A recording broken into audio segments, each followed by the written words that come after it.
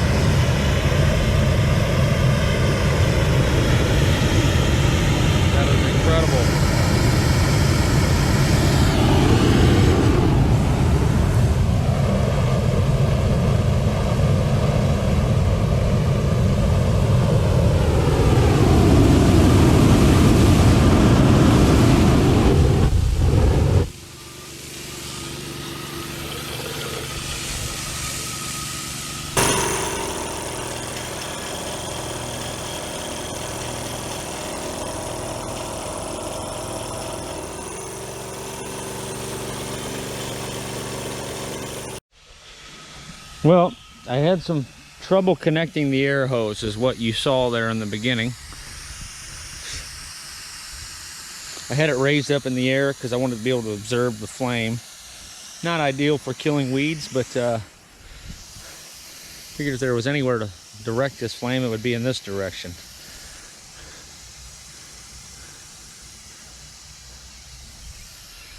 Not too shabby.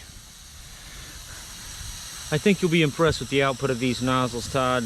I want to guess that was well over 500 kilowatts. I'll do the math when I edit the video.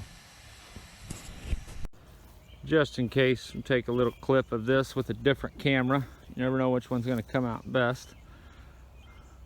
Unless you're a professional photographer, which I am not.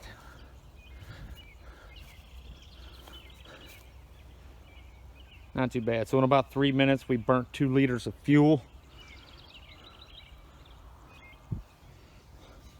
We were running 75 psi's of air at about 9 cubic foot per minute to 10 cubic foot per minute, maybe. Right around 10 cubic foot per minute, 75 psi's. That's an approximate on the air, but you would need that minimum.